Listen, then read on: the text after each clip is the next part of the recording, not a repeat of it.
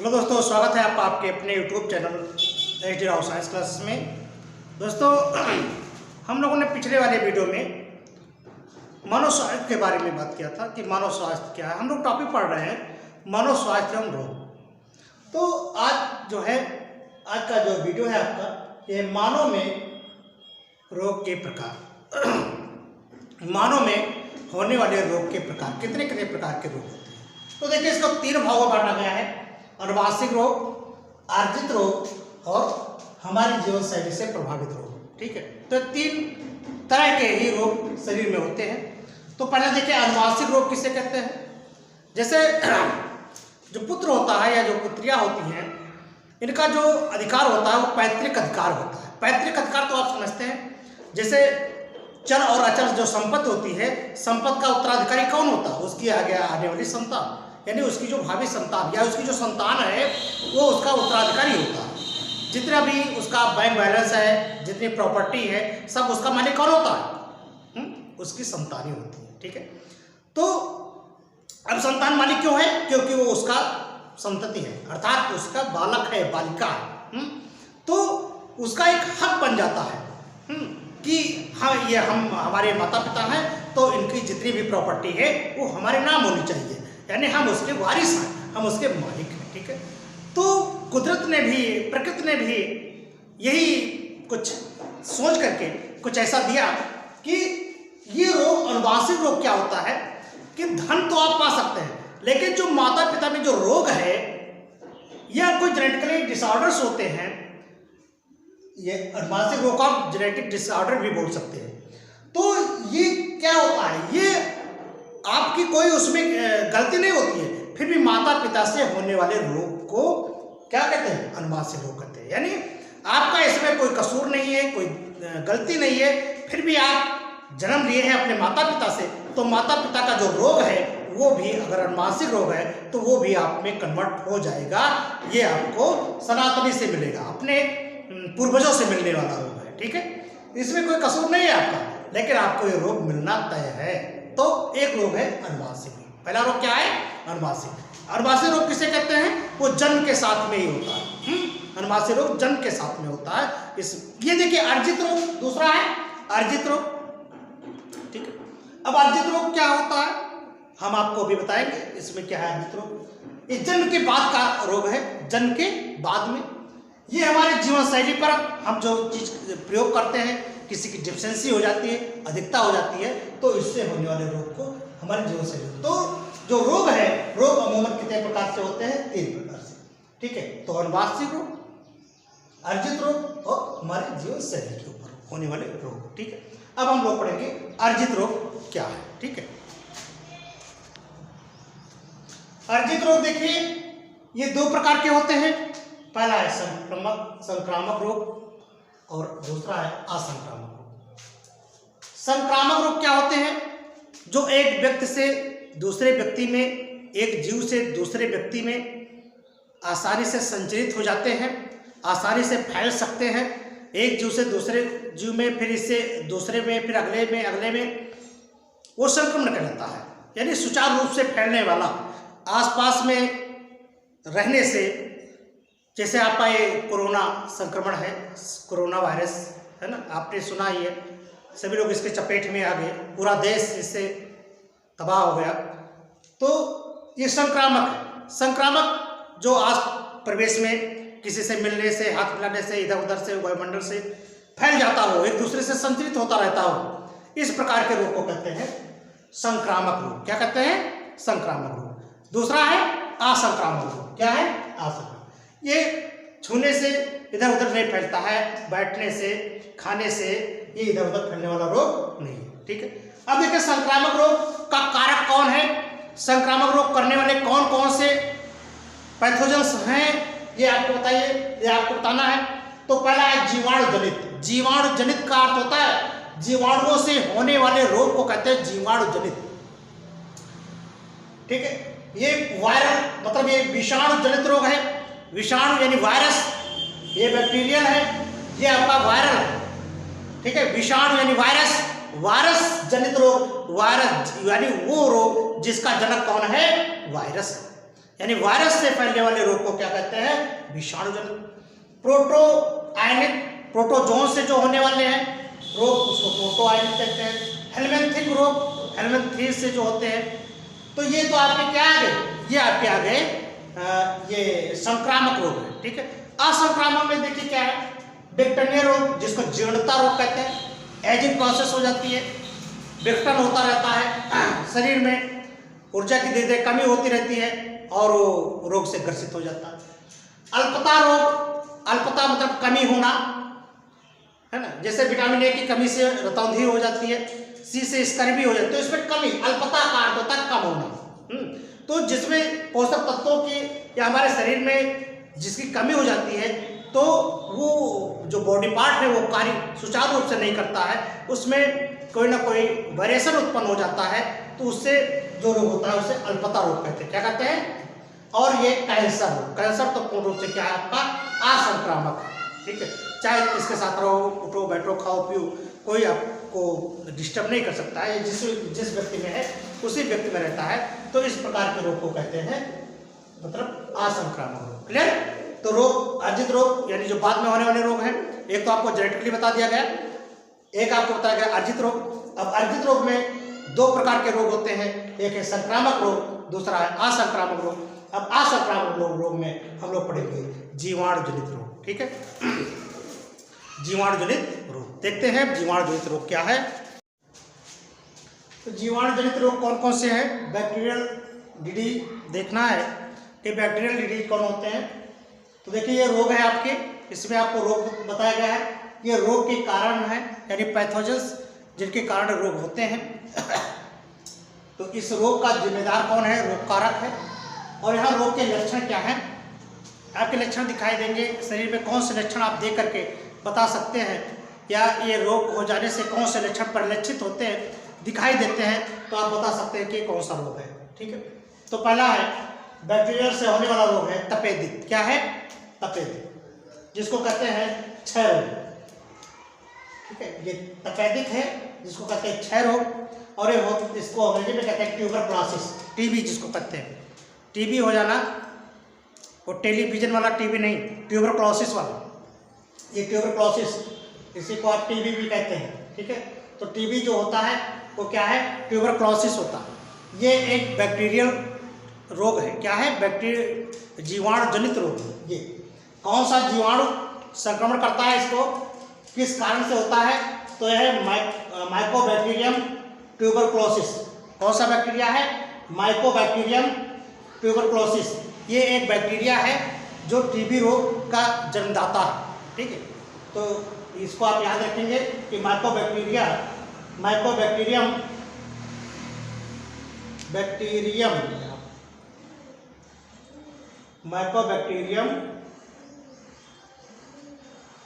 Tuberculosis क्या है? Tuberculosis है। Mycobacterium tuberculosis. ये होता कैसे है? ये वायु के संक्रमण द्वारा, वायवीय संक्रमण से होता है कि अगर आप रोगी के पास में रहेंगे तो अगर वो छींकेगा, खांसेगा, तो उसके जीवाणु वायु में हो जाएंगे और वायु के द्वारा आप जब आप सांस लेंगे तो आप में भी हो जाने के चांसेस होते हैं। तो ये है वायवीय संक्रमण के द्वारा। किसके द्वारा होता है? वायवीय संक्रमण कारक, ठीक। अब देखिए इससे जब हो जाए तो लक्षण क्या है, क्या परिलक्षित आपको दिखाई देगा? देखिए क्या है? खांसी, अब खांसी पेशेंट को जरूर आएगी, तेज खांसी आएगी, ज्वर, श्वास फूलना, कमजोरी, दुर्बलता हो जाएगी, बलगम यानी कफ, बलगम निकलेगा तथा थूक से यानी जो थूकेंगे उससे रक्त आने की संभावना होती है। रक्त से मतलब थूक से रक्त आता है। इसका जो इलाज है वो डॉट्स है। कहते हैं कि जो क्षय रोग भगाओ, डांट खिलाओ, डांट चलाओ। डांट्स जो होते हैं वो क्षय रोग का निदान है, ठीक है। आप टीबी अस्पताल में जाएं तो वहाँ पर लिखा रहता है कि डांट्स अपनाएं और क्षय रोग भगाएं। तो ये डॉट्स जो होते हैं वो देखिए, डॉट्स क्या होते हैं? DOTS डॉट्स होते हैं। डॉट्स का जो फुल फॉर्म होता है, ये आपसे पूछा गया है कई परीक्षाओं में, तो आपको यहाँ पर याद रखना है डायरेक्ट ऑब्जर्वेशन ट्रीटमेंट शॉट, ठीक है। ये है आपका क्या? डॉट्स का फुल फॉर्म याद रखना है, डायरेक्ट ऑब्जर्वेशन ट्रीटमेंट शॉट। ठीक है। और इसका जो जांच होता है, टीबी की जो जांच होती है, उस जांच को क्या कहते हैं, मैनटॉक्स टेस्ट कहते हैं। क्या कहते हैं, मैनटॉक्स टेस्ट कहते हैं, ठीक है। ये इतना हुआ क्षय रोग से संबंधित, ठीक है। तो आप जाने कि जो टीबी होती है वो किससे होती है, एक बैक्टीरियल रोग है, जीवाणु जनित रोग है, ठीक है। किससे होता है, माइकोबैक्टीरियम से होता है, माइकोबैक्टीरियम ट्यूबरक्लोसिस से होता है, माइक्रो नहीं कहना, माइकोबैक्टीरियम ट्यूबरक्लोसिस से होता है। किससे होता है, मतलब ये जो है वायवीय संक्रमण होता है, वायु से फैलने वाला रोग है, एक से बाद दूसरे में संचित हो जाता है। इसमें आपने कहा खांसी, बुखार, मतलब तीव्र बुखार होता है, आपकी बलगम निकलता है, थूक से खून आता है, और इसका जो मेन इलाज है वो डॉट्स है, और डॉट्स का जो फुल फॉर्म है वो डायरेक्ट कंजर्वेशन ट्रीटमेंट शॉर्ट है, और इसकी जो जांच है वो मैनटॉक्स टेस्ट कहलाता है। क्लियर, ये बात इतनी आपको जानना है ट्यूबरक्लोसिस के बारे में। क्लियर। दूसरा जीवाणु जनित रोग देखें, ये है डिप्थीरिया या कंठरोगड़ी, इसको बोलते हैं डिप्थीरिया या कंठरोगड़ी। ये किससे होता है, ये कार्निबैक्टीरियम डिप्थेरी से होता है। किससे होता है, कार्निबैक्टीरियम डिप्थेरी, एक बैक्टीरिया का नाम है, इससे ही ये कंठरोगड़ी रोग होता है। इसके जो लक्षण है वो क्या हो जाएंगे, श्वास लेने में पीड़ा, तीव्र ज्वर यानी बुखार आपको तेज होगा, जांच इसकी जो होती है वो सीक टेस्ट होती है। सीक टेस्ट जैसे आपने पढ़ा होगा, अभी हम आपको बताएंगे भी, जैसे जो आपका टाइफाइड है, तो टाइफाइड का जो चेक है, जांच है, वो विडाल टेस्ट कहलाता है। तो ठीक इसी प्रकार से इसका जो आपका ट्यूबरक्लोसिस की जांच है, इसे मैनटॉक्स टेस्ट कहते हैं। और जो आपकी ये डिप्थीरिया का जो टेस्ट है उसको क्या कहते हैं, सीक टेस्ट। क्या कहते हैं, सीक टेस्ट, ठीक है। अगले रोग के बारे में आप जाने। अगला देखिए जीवाणु जनित रोग कौन से हैं। अगला है काली खांसी, इसको कुकुर खांसी भी बोलते हैं।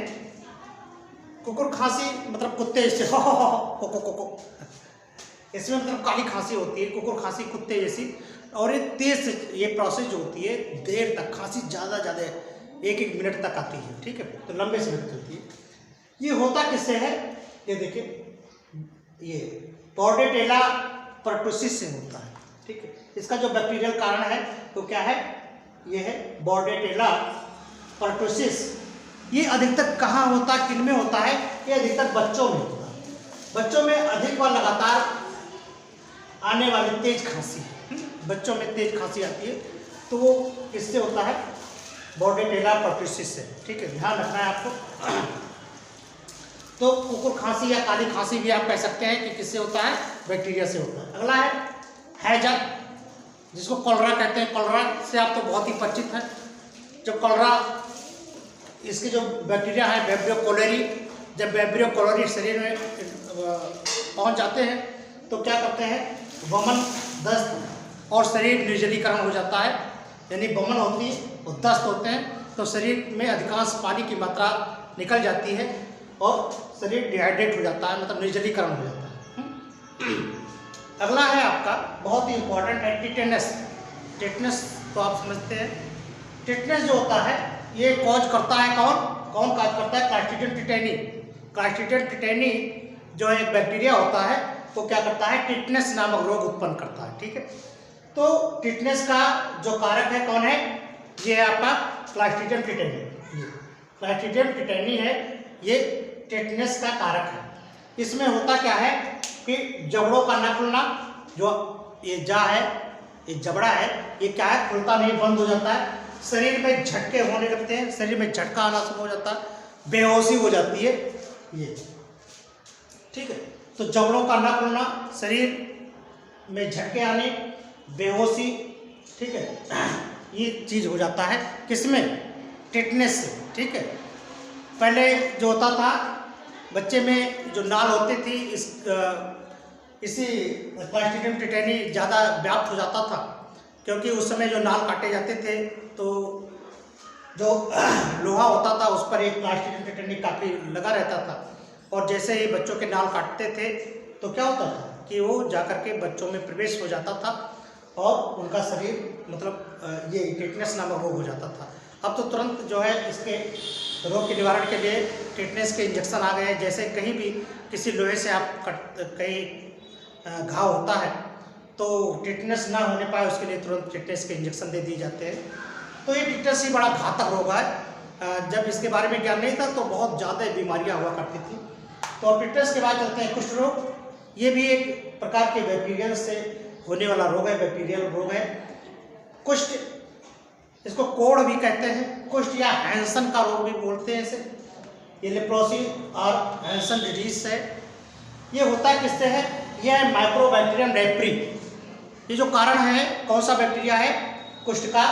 तो कारण है माइक्रोबैक्टीरियम लेप्री। ये कुष्ठ का कारण होता है। जब ये शरीर में इंजेक्ट होता है, जब शरीर में प्रवेश करता है तो क्या करता है? त्वचा पर चकत्ते उत्पन्न कर देता है, घाव तथा गांठों का बनना हो जाता है और हाथ पैर की उंगलियां जो है गलना शुरू कर देती हैं। ठीक है, गलने लगती है, उंगलियों का धीरे धीरे नाश हो जाता है, उंगलियां नहीं रह जाती, हाथ और पैर दोनों की। ठीक है, और इसका जो इलाज है वो है MDT। आपने सुना है MDT खाओ कुष्ठ भगाओ। MDT खाओ कुष्ठ भगाओ। तो MDT इसका एक सफल इलाज है, सरकारी है, निःशुल्क है। तो ये MDT का फुल फॉर्म देखिए क्या होता है? Multi drug therapy. Multi drug therapy है MDT, multi drug therapy MDT। कभी कभी पूछा गया है आपसे कि MDT का फुल फॉर्म बताओ, तो MDT है, डॉट्स है, ये सब आपको याद रखने जरूरी है। अगला देखिए, अगला क्या है? अगला है आपका प्लेग। प्लेग भी बहुत ही जीवाणुजनित रोग है, बहुत ही बड़ी भयंकर बीमारी है। प्लेग जो होता है किससे होता है? आर्सेनिया पेस्टिस से होता है। आर्सेनिया पेस्टिस ये जो बैक्टीरियल है ये कॉज करता है आर्सेनिया पेस्टिस। आर्सेनिया पेस्टिस से कौन सा रोग होता है? प्लेग नामक रोग होता है। इसके लक्षण क्या होते हैं? तीव्र ज्वर होना, बुखार तेज होता है, सिर दर्द, बगलों की गिल्टियों में सूजन आना, जो बगल में गिल्टियाँ होती हैं वो काफ़ी सूज जाती हैं, बेहोशी होता है, बेहोशी हो जाती है, ये सब लक्षण हैं। तो इतने कुछ ये लक्षण थे, ये इतने कुछ रोग और लक्षण कारक बैक्टीरियल थे। ठीक है, हम अगले वीडियो में पढ़ेंगे विषाणु जनित रोग। तो ये हमारा जीवाणु जनित रोग था, हम पढ़ेंगे अब विषाणु जनित रोग। हम मिलते हैं आपको अब अगले वीडियो में। अगर ये वीडियो आपको अच्छा लगे तो अपने दोस्तों में शेयर करें, लाइक करें और चैनल पे पहली बार है तो इसे सब्सक्राइब जरूर करें। धन्यवाद।